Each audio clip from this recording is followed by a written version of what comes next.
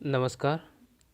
अब हल करते हैं हम प्रश्न 3 का खा से। इसके पहले तक अभी हम 3 का का तक बता चुके हैं। वो वीडियो नहीं देखा तो लिंक डिस्क्रिप्शन में दे दी गई है, तो उस लिंक पर क्लिक करके वो वीडियो भी पहले देख लेना, ठीक। यदि वो नहीं देखा है तो, और चैनल पर पहली बार आए तो सब्सक्राइब भी कर लेना यदि अभी तक सब्सक्राइब नहीं किया तो, और वीडियो को एक लाइक तो ज़रूर करना बनता है, ठीक है।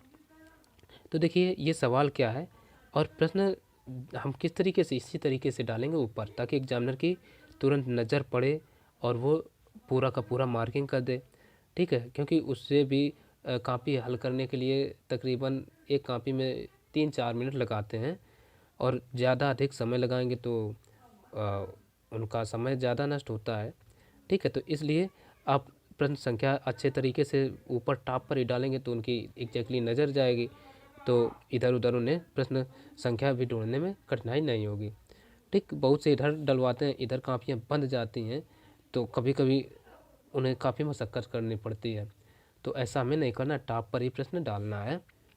तो सवाल खा कह रहा है ए का मान ज्ञात कीजिए जिसके लिए निकाय ए एक्स प्लस 2y बराबर 2 कामा ए 8x प्लस ए वाई बराबर 4 के अपरिमित रूप से अनेक हल होंगे, ठीक। तो हमें जो समीकरण दिए हैं लिख लेते हैं। ए एक्स प्लस 2y बराबर 2, ठीक। ये हमारा पहला समीकरण है। और दूसरा क्या दिए हैं, 8x प्लस ए वाई बराबर 4, समीकरण 2 हो गया, ठीक है। अब देखो सवाल में क्या कहा, अपरिमित रूप से अनेक हल हैं। तो जब अपरिमित रूप से अनेक हल होते हैं तो उसके लिए प्रतिबंध क्या होता है, प्रतिबंध ज्ञात करने हमें a1 a2 b1 b2 c1 c2 के मान भी चाहिए, तो हम यहाँ से निकाल लेंगे। देखो a1 बराबर क्या होता है, समीकरण एक के x का गुणांक क्या है a, ठीक। अब b1 यानी b1 बराबर क्या होगा, समीकरण एक का y का गुणांक यानी 2, और c1 बराबर, अब देखो बराबर के जो इधर है, इधर अगर प्लस में है तो चिन्ह हम लिखेंगे माइनस, माइनस है तो प्लस का, ठीक है। तो इसको हम लिख देंगे माइनस का 2, प्लस का है ना, चिन्ह बदल के माइनस का 2 लिखेंगे। अब a2 बराबर क्या हो जाएगा 8, b2 बराबर हो जाएगा a, और c2 बराबर ये माइनस का 4 लिखेंगे, ठीक। अब तो तरीका समझ गए। अब क्या कहा, अपरिमित रूप से अनेक हल है, तो हम ये देख लेते हैं। चूंकि अपरिमित रूप से अनेक हल हैं, ठीक है ना, हल हैं, इसलिए जब अपरिमित रूप से अनेक हल होते हैं तो इसके लिए कंडीशन यानी प्रतिबंध क्या होता है, a1/a2 बराबर b1/b2 बराबर c1/c2, ये प्रतिबंध होता है, कंडीशन होती है, ठीक। तो अब देखो a1 का मान कितना, एक a है तो हम पुट करेंगे a2 का मान है 8 तो 8 रखेंगे, बराबर b1 का मान है 2, और b2 का मान है देखो a तो a रखेंगे, बराबर c1 का मान है देखो -2/-4, ठीक। तो माइनस से माइनस कटा, 2 एकम 2, 2 दूना 4, इनको यहीं काट लिया, तो बचा क्या, a/8 बराबर 2/a बराबर 1/2।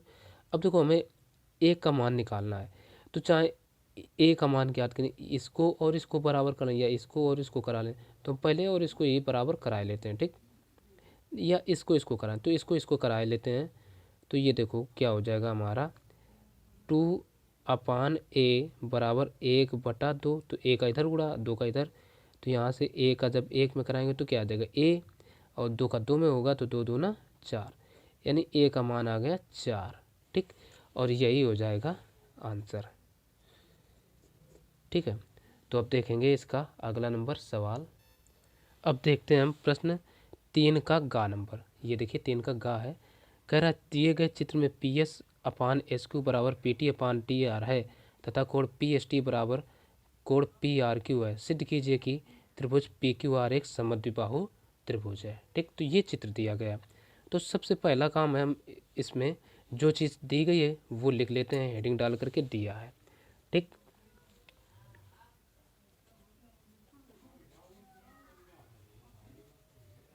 दिया क्या दिया है, P S upon S Q बराबर पी टी बटे टी आर। ठीक, और इसके अलावा कोण पी एस टी बराबर कोण है पी आर क्यू के। ठीक, इतना दिया है और सिद्ध क्या करना है लिख लो भाई, अगले हेडिंग डाल करके हम सिद्ध करना है।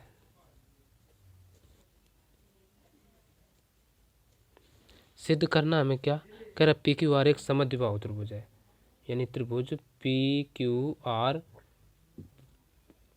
एक समद्विबाहु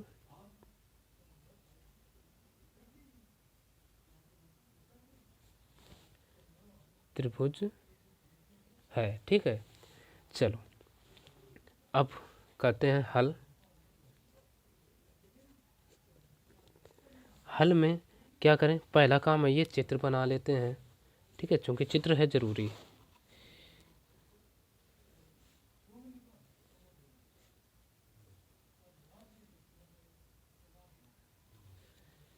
ये पी क्यू आर और ये एस और ये हो जाएगा हमारा टी।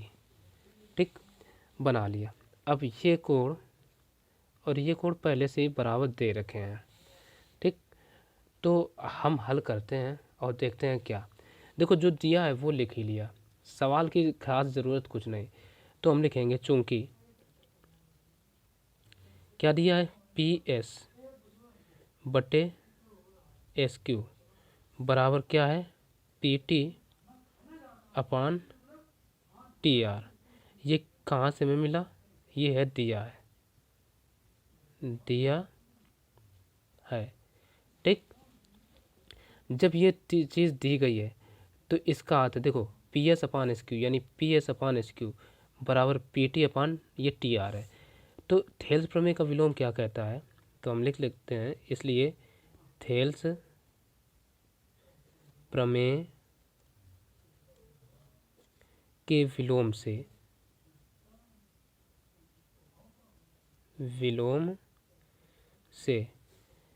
ये रेखाएं क्या हो जाएंगी, यानी एस टी समांतर हो जाएगी क्यू आर के, क्योंकि थेल्स प्रमेय का यही विलोम कहता है, यदि किसी त्रिभुज के समांतर नहीं, किसी त्रिभुज की दो भुजाओं को कोई एक रेखा, ठीक है, समान भागों में या समान अनुपात में विभाजित करे तो वो तीसरी भुजा के समांतर होती है। तो ये समान अनुपात में विभाजित करे, इसका मतलब है ये और ये समांतर होंगी। तो ये समांतर हमने लिख दिया। ठीक, जब ये समांतर है तो कोण जो होगा हमारा पी एस टी कह सकते हैं, इसलिए कोण पी एस टी यानी कोण पी एस टी बराबर होगा जाएगा कोण पी क्यू आर के, कोण पी क्यू आर के। क्यों, क्योंकि ये और ये फिर कैसे कोण होगा, संगत कोण। तो हम लिख सकते हैं संगत कोण। और कोण, अब देखो केवल इतना ही हमने लिख लिया, ज़्यादा नहीं लिखेंगे। अब देखो कोण हमें दिया क्या, पी एस टी बराबर कोण पी आर क्यू, ये दिया भी है, वाह हम लिख सकते हैं कोण पी एस टी बराबर कोण पी आर क्यू के, पी आर क्यू के। ये हमने क्यों कहाँ से लिखा, ये दिया है, दिया है। ठीक, अब ये वाला जो है हम इसको समीकरण 1 कहते हैं, इसको 2 कह दिया। अब देखो समीकरण 1 हुआ 2 से, समीकरण 1 हुआ 2 से, समीकरण 1 हुआ 2 से क्या पता, देखो पी एस टी दोनों बराबर हैं, तो बाएं पक्ष और दोनों के बराबर, तो दाएं पक्ष आपस में बराबर होंगे इनके। तो इसलिए हम लिख सकते हैं कोण पी क्यू आर बराबर हो जाएगा कोण पी आर क्यू के, हो जाएगा। अब ये कोण बराबर आ गए, तो एक हमने कक्षा में प्रमेय पढ़ी थी, बराबर कोणों की सम्मुख भुजाएं भी बराबर होती हैं, तो ये हम लगा सकते हैं यही से। तो पी क्यू आर के सामने भुजा क्या है, कोण पी क्यू आर के सामने भुजा है पी आर, ठीक। इसलिए पी आर बराबर क्या हो जाएगा, पी आर क्यू के सामने एक भुजा है पी क्यू, तो इसको हम लिख सकते हैं पी क्यू। अब कारण दे देंगे, चूंकि बराबर कोणों की सम्मुख भुजाएं बराबर होती हैं, ठीक। तो ये कारण हमने दे दिया, ये कक्षा 9 में प्रमेय पढ़ी थी, ठीक है। तो यदि कोण बराबर तो उनके सामने भुजाएं बराबर होती हैं, तो हम यहीं से क्या कह सकते हैं, अतः त्रिभुज पी क्यू आर एक समद्विबाहु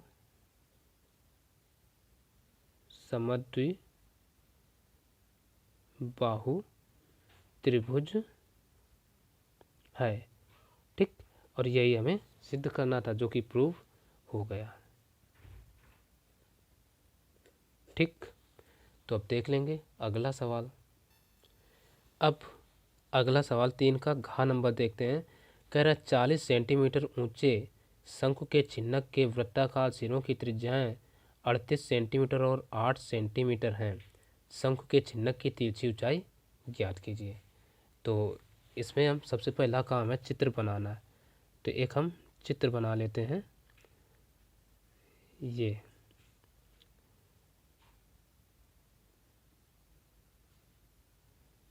ठीक।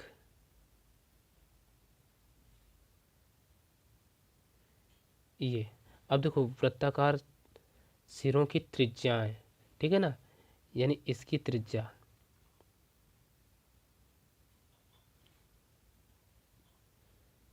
बीच से हम इस तरीके से बना दिया। ये त्रिज्या देखो त्रिज्या होती है, यानी ये कितना है 38, और ये कितनी हो जाएगी 8। 38 और 8 दिए हैं ना, तो ये यहाँ से यहाँ तक की 8, तो 8 इधर वाली भी होगी। हम ये चित्र इस तरीके से बना लेना है। तो 38 ये है, तो 38 इधर भी होगी। और ऊंचाई क्या है 40, यानी ये हो जाएगी हमारी 40। यहाँ से ये एल हमसे पूछी गई, ये ठीक, पता नहीं है, मान लेते हैं एल, ठीक। तो अब देखो चित्र बन गया, तो हम लिख लेते हैं, हमें पता है वृत्ताकार सिरों की त्रिज्या है, ठीक है। तो इसको स्मॉल आर लिख रहे हैं, ये आर छोटी त्रिज्या है ना, तो स्मॉल आर से लिख रहे हैं। स्मॉल आर बराबर हमें दे रखे हैं 8 सेंटीमीटर, और कैपिटल आर बराबर 38 सेंटीमीटर, और एच बराबर दे रखे हैं 40 सेंटीमीटर, और एल पता नहीं तो माना तिरछी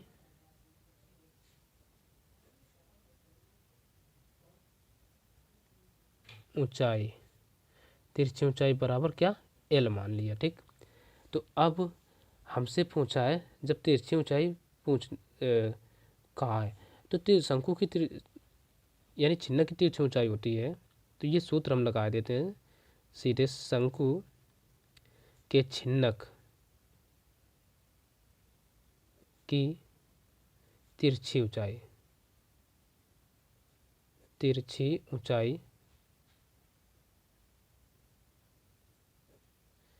यानी तिरछी ऊंचाई को स्मॉल एल से लिखते हैं, तो एल बराबर होता है √h² plus capital R minus small r, इनका अंतर, ठीक है, का वर्ग होता है। तो अब देखो हमें पता है एच बराबर कितना है 40, तो ये हो जाएगा 40 का वर्ग प्लस आर कितना है 38, तो 38 माइनस स्मॉल आर कितना है 8 का वर्ग। तो अब देखो 40 का वर्ग हम कर देते हैं कितना, 4 का वर्ग 16 और डबल 0, प्लस 38 में 8 गए, बच्चे कितने 30, इनका वर्ग, ठीक। 30 ही तो बचेगा।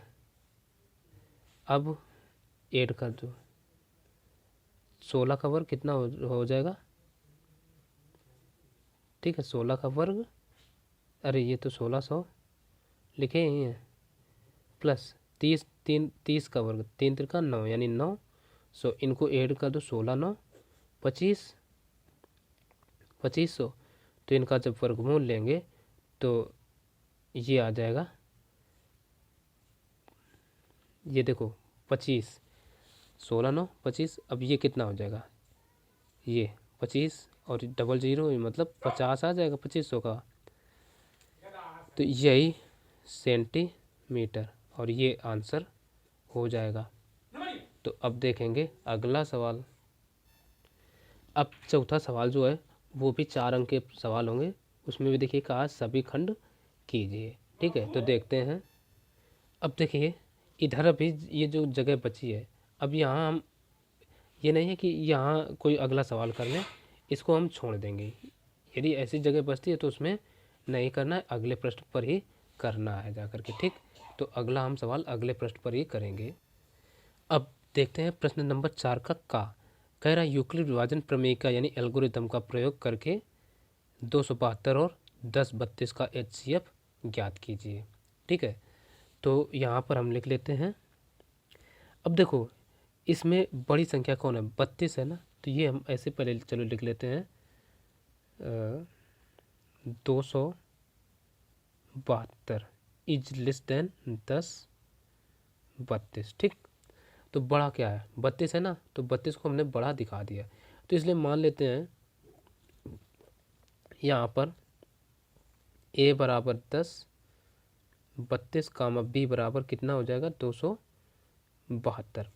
और एक बात हमें पता होना चाहिए कि ये जो है एल्गोरिथम है, तो यहाँ a बराबर होता क्या है, b क्यू प्लस r, यही तो होता है a बराबर। तो अब यही एल्गोरिथम का हमें प्रयोग करके ये हल करना है, ठीक। तो हम लिखेंगे यूक्लिड विभाजन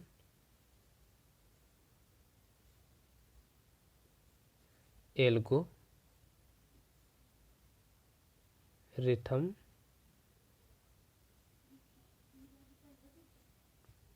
से, ठीक है, यूक्लिड विभाजन एल्गोरिथम यानी प्रमेयिका से। तो अब हम करते क्या है, 1032 बड़ा है 272 से, तो इसमें 1032 में भाग देंगे, कितने से, 1032 में 272 से भाग देंगे। तो अब जब 272 से हम इसको डिवाइड करेंगे तो जाएगा 3 बार में, ठीक है ना, 3 बार। इसका गुणा करा तो 3 दूना 6, और तो जब इसका हमने गुणा कराया तो ये 816 है, और 1032 में 816 घटा दिए तो बचा 216, ठीक। तो अब देखो इधर हम क्या लिखेंगे, इधर लिखेंगे ये कितना था 1032 बराबर, थोड़ा पेन का रंग बदल के लिखे देते हैं, 1032 बराबर कितना आया, देखो ये 272, ये क्या होता है, भाज्य बराबर भाजक गुणा भागफल प्लस शेषफल, ये होता है ना, वही चीज़ यहाँ लागू होती है। तो इसको हम लिखेंगे 272 गुणा कितने बार, 3 से गुणा, और प्लस शेषफल कितना आया 216, ठीक, ये हो गया। अब आगे ये जो 216 है, इससे भाग हम किस में देंगे, 272 में, क्योंकि एक चीज़ हमें पता होना चाहिए, जो ये है आर हमेशा भाजक से छोटा ही रहता है, ठीक है। तो अब हम भाग देंगे 272 में, तो अब इसमें देखो 216 देंगे तो एक बार जाएगा, तो इधर लिखेंगे 216, इतने में घटा दो तो कितना आएगा, 12 में 6 गए बचे 6, और इधर बचा 6, 6 में 1 गया बचे 5, 56 आ गए। अब और हाँ इधर हम लिखेंगे r is not equal to 0, यानी रिमाइंडर, ये जब तक 0 नहीं आता तब तक ये हम प्रक्रिया करते चलेंगे, ठीक। तो अब ये कितना था 272 था, तो इसको लिखेंगे 272 बराबर कितना आया 216 इंटू 1 और प्लस कितना 56 यानी 56। यहाँ भी r 0 नहीं आया तो हम लिखेंगे r is not equal to 0। अब आगे ये जो 56 है इससे भाग हम देंगे 216 में, तो 216 इस तरीके से लिख लेंगे। अब 56 का भाग देंगे हम 216 में, तो ये कितने बार जाएगा 3 बार, ठीक। क्योंकि अगर हम 5 चौको 20 करें 200 यही और 6 चौको 24 ज़्यादा हो जाएंगे, तो इसलिए 3 बार जाएगा। 3 18 की 8 और 53 15 15 1 16 यानी 168 आ गए। घटा दो तो 16 में 8 गए, बचे 8 और इधर एक यानी 0, ठीक है। फिर 20 में 4 16 घटा दो तो 4 कुल मिलाकर बचने वाले हैं 48 आ गया। तो इसको लिखेंगे 216 बराबर कितना आया 56 गुणा 3 और प्लस कितना 48, ठीक। यहाँ भी r का मान 0 नहीं आया तो हम r is not equal to 0 लिखेंगे। अब आगे फिर यही प्रक्रिया पढ़ाएंगे, यानी 48 को डिवाइड करेंगे 56 में, ठीक। तो ये हमें पता है एक बार जाएगा, 48 से कम 48, घटा दो बचे 8, तो इसको लिखेंगे 56 बराबर कितना आया 48 गुणा 1 प्लस का 8, r is not equal to 0, ठीक। अब 8 से डिवाइड करेंगे 48 को, कै बार जाएगा 8 छंग 48 और यहाँ रिमाइंडर आ गया हमारा 0, तो यहाँ लिखेंगे 48 बराबर कितना 8 गुणा 6 प्लस 0, यानी यहाँ क्या आ गया रिमाइंडर जो है r इज इक्वल टू 0 आ गया। तो ये चीज़ हमें बताना है, चूँकि यहाँ कितने से जब हमने भाग दिया 8 से जब भाग दिया तो रिमाइंडर 0 आया। यहाँ r बराबर 0 यानी r क्या है शेषफल है, इसलिए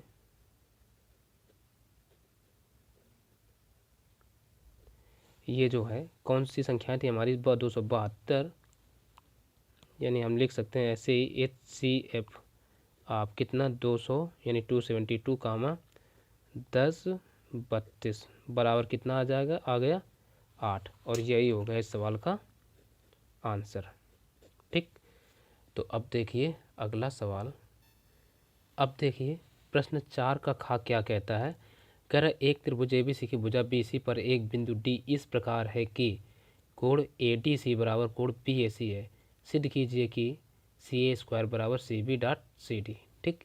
तो सबसे पहला काम है इसमें हम वो चीज़ें लिख लेते हैं जो दी गई हैं। तो जो चीज़ें दी गई हैं वो हमने देखो लिख लिया है। अब बस चित्र बनाना बचा। त्रिभुज ABC की भुजा BC पर एक हम त्रिभुज क्या करते हैं पहले तो ये देखो ABC हमने बना लिया, ठीक। नाम दे देते हैं ABC। अब कहा है कि भुजा BC पर D बिंदु D इस प्रकार है, यानी ये BC कोई भुजा है, ये हम मान लेते हैं ये बिंदु D है, इस प्रकार है कि जिससे ये कोण बराबर हो रहे, ठीक। कोण ADC ये कोण, ठीक। यानी कोण जो ABC का ये बनेगा वो किसके ADC के बराबर होगा। तब हमें सिद्ध करना है कि त्रिभुज ये नहीं CA² बराबर CD into CB into CD, ठीक। तो चलो चित्र बन गया। अब हम ले लेते हैं त्रिभुज ABC, त्रिभुज ABC। देखो क्या करते हैं ABC यानी ABC ये ले लिया। अब दूसरा त्रिभुज कौन सा लें, देखो A कोण बराबर कौन कौन है ADC और BAC, यानी ये कोण D और ये A सेकंड में आना चाहिए, ठीक। तो त्रिभुज ABC, ठीक है ना। और कोण कौन सा हम लें फिर त्रिभुज और कौन सा लें, देखो ABC तो हमने ले ही लिया है ABC ये, ठीक। तो आगे त्रिभुज हम ले सकते हैं ये DAC, ठीक। क्योंकि देखो कोण कौन ये A और D बराबर है ना बीच में, तो ये ए, इसमें ए पहले आया तो इसमें डी इस त्रिभुज में पहले आना चाहिए कि नहीं, और सी दोनों में कॉमन है। तो हम लिखेंगे वह त्रिभुज डी ए सी। ठीक, इस तरीके से हमें देख लेना है। देखो कोण ए और डी बराबर है तो दोनों पहले आ गए, सी और सी उभयनिष्ठ है तो आ गए, तो अगला कोण निश्चित रूप से बराबर होगा। ठीक, तो इसमें हम लिखेंगे में। अब देखो कोण हमें जो पता है दिया है, कोण ए, इसको हम पहले चलो लिख रहे हैं बी, कोण बी ए सी बराबर कोण कौन सा है, A D C. A D C ये बराबर क्यों है, दिया है, दिया है। ठीक, और इसके अलावा कोण सी बराबर कोण सी, ये क्यों बराबर है, उभयनिष्ठ है।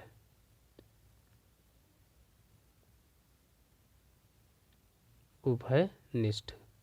ठीक, तो इसमें देखो दो कोण बराबर हो गए तो ए समरूपता लग जाएगी, ए समरूपता से क्या हो जाएगा, त्रिभुज ये जो हमारा था ए बी सी ये समरूप हो जाएगा त्रिभुज किसके, बी नहीं ए डी ए सी के समरूप हो गया। तो इससे होगा क्या, यानी इनकी संगत भुजाएं समानुपाती हो जाएंगी, मतलब ए बी अपान ये क्या होगा, ए डी बराबर ये बी सी। चलो ऐसा करते हैं, सी बी लिखते हैं। ठीक है, पहले ये सी बी तीसरा दूसरा, सी बी अपान इसका भी तीसरा दूसरा अपान सी ए लिखते हैं, क्योंकि सिद्ध करने में हमें क्या लाना है, सी ए लाना है, बराबर। अब पहला तीसरा मतलब तीसरा और पहला लिखते हैं, सी ए अपान इसका सी डी। कोई दिक्कत। अब देखो ये तो हमें प्रूव करने में लाना नहीं है, देखो सी ए और सी बी सी डी लाना है, तो इसको छोड़ देते हैं, इनको ले लेते हैं। तो अब देखो क्या करते हैं, सी ए का गुणा इधर कराओ तो क्या हो जाएगा, सी ए का जब इधर होगा तो आ जाएगा ये सी ए, इसको यार सीधा करके लिख रहे केवल, और सी डी का सी बी में तो हो जाएगा C B dot C D, और यही तो हमें प्रूव करना था, तो हो गया ये प्रूव्ड।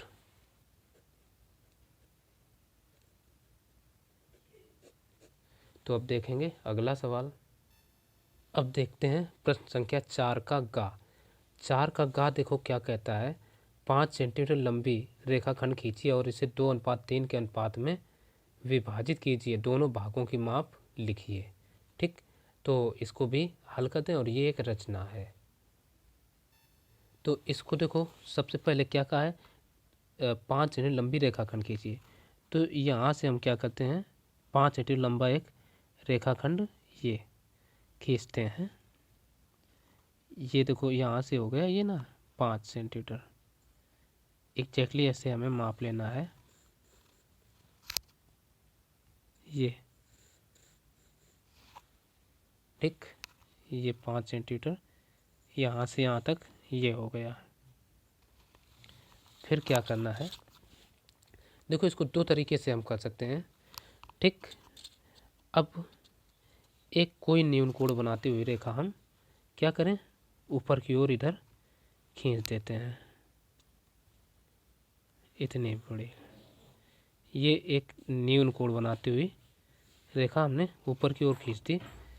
अब एक विशेष काम करेंगे, देखो ये हमने इसमें पेंसिल लगाएंगे, तो जितना कोण ये बना है, ठीक इतनी कोण बनाते हुए इतना ही कोण का एक इधर हम एकांतर रेखा ऐसे खींचेंगे।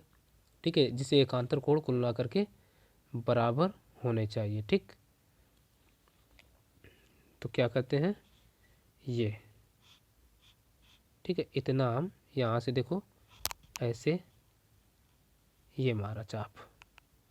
ठीक, अब यही चाप बिना घटाए बढ़ाए इधर से यहाँ पर रख के एक हमने चाप ऐसे खींच लिया ये। ठीक, अब क्या करते हैं, अब जितना कोण ये होगा इसको ऐसे हम माप लेते हैं। ठीक, ये देखो इतना है लगभग। ठीक, सही है शायद। जितनी एक्यूरेसी अधिक सटीक होगी उतना ही चित्र अच्छा बनेगा। अब यहाँ पर रखेंगे प्रकार की नोक।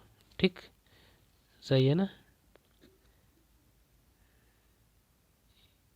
यहाँ पर, और इसको यहाँ से ऐसे हम काट देंगे। ठीक, काट दिया। अब प्रकार से, यानी ये चाप दोनों जहाँ काट रहे हैं ये आपस में वहीं से होती हुई एक रेखा हम आगे की ओर खींच देंगे। ये ऐसे हमने खींच दी आगे की ओर नीचे को। ठीक, अब जितना कोण ये है उतना कोण ये है। ठीक है ना। अब ये कैसे एकांतर कोण होते हैं, एकांतर कोण होते हैं बराबर, और यदि रेखाएं समांतर हैं यानी ये और ये इसके समांतर ही रेखा खींची गई है। ठीक, अब देखो हमें किस अनुपात में बांटना है, 2:3 के। तो क्या करते हैं, इसके हम 2 बराबर खंड करेंगे।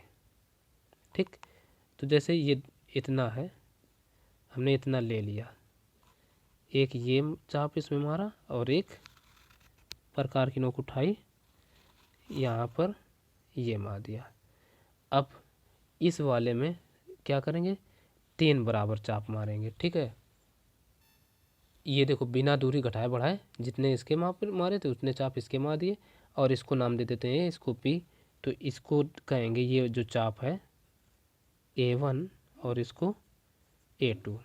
अब इसको कहेंगे हम B1, इसको B2 और ये B3 हो जाएगा। ठीक, अब इस B3 को A2 से मिला देना है। ठीक है, पेंसिल की नोक थोड़ी सी टूट गई है अभी अभी, तो हो सकता है रेखाएं ज़्यादा कुछ मोटी नज़र आएँ, लेकिन फिर भी हम एक्यूरेट खींचने का प्रयास करेंगे। ये देखिए, और ये जो बटा ये 2:3 के अनुपात में हो गया, इसको हम कह सकते हैं। ठीक है, इसको चलो माप लेते हैं, ये कितना होगा एग्जैक्टली। यहाँ से हम स्टार्ट करते हैं, ये आया भाग हमारा 2 यानी 2.5 के बीच में आ रहा है लगभग। ठीक है ना, तो हम चलो 2 इसको 5 कह लेते हैं, इसकी माप है। हालांकि चलो उसको हम बाद में कहेंगे, इसको कोई नाम दे देते हैं P। ठीक, और इसको भी माप कर देखें, ये आ रहा है लगभग 3.5, वो 2.5, ये 3.5 के आसपास। ठीक, तो ये 2 और ये 3 गुना। तो यहाँ हम लिख सकते हैं जो AP बराबर है 2.5 और ये BP बराबर कितना आया 3.5। ठीक, तो ये कह सकते हैं सेम मेजरमेंट आ गई और ये माप भी सामने आया है। तो ये बस इतना ही हमें करना था, इसके रचना के चरण नहीं लिखेंगे क्योंकि 2 अंक का ही सवाल है। ठीक, चित्र बनाना ही काफ़ी वो है। तो अब अगला सवाल, इसका घ नंबर और हल कर लेते हैं। देखिए 4 का घ जो है वो क्या कहता है, कह रहा है यदि काट थीटा बराबर 7/8 तो 1 + sin theta into 1 - sin theta upon 1 + cos theta into 1 - cos theta का मान निकालिए। ठीक, तो हम सबसे पहले लिख लेते हैं जो हमें काट थीटा बराबर दिया गया है। दिया है काट थीटा बराबर कितना है 7/8, 7/8। अब एक तुरंत बना लेते हैं इधर हम त्रिभुज।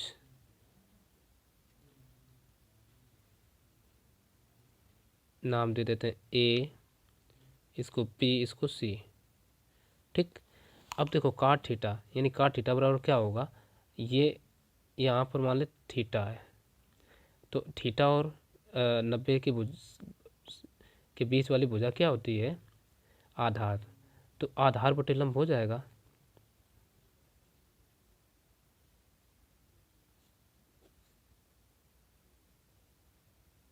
ठीक, अब इसका अर्थ है कि आधार इसका क्या हो गया 7, लंब कितना हो गया 8।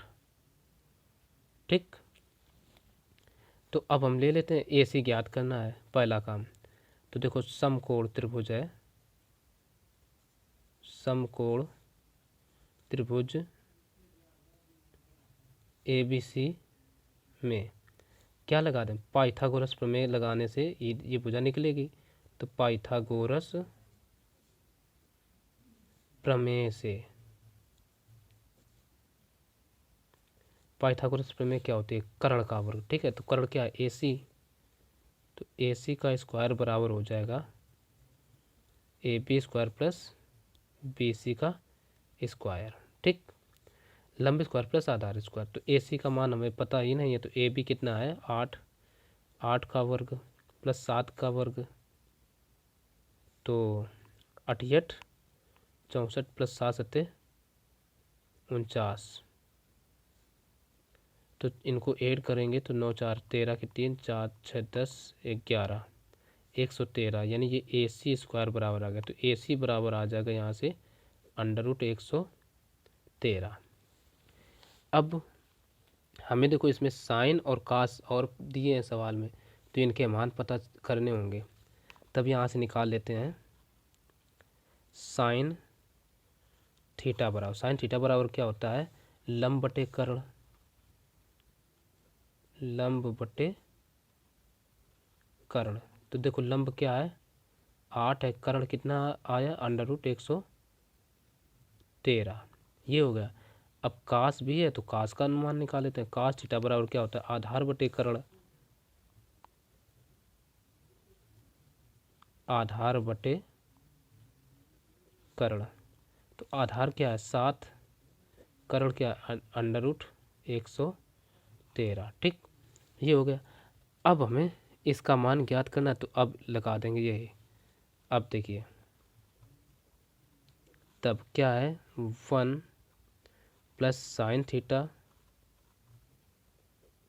Into 1 minus sine theta upon 1 plus cos theta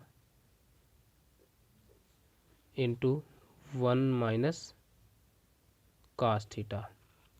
ठीक, इनका मान निकालना है।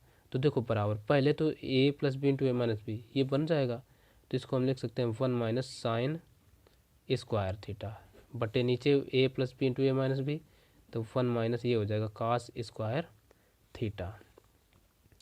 अब इनके मान रख देते हैं, तो 1 देखो माइनस साइन का मान कितना निकला, ये 8 बटे √113, इसका क्या है होल स्क्वायर बटे 1 माइनस ये कास का मान 7 बटे √113, इसका क्या है होल स्क्वायर। तो ये बराबर कितना हो जाएगा, यहाँ से ये लाइन काट दो, इधर बराबर लगाओ। अब देखो 1 ठीक लगाया, माइनस इनका वर्ग करेंगे तो आ जाएगा 68 64 बटे 113, वही काम इधर, तो 1 माइनस 7 सत्ते 49 बटे 113। ठीक, ये हो जाएगा।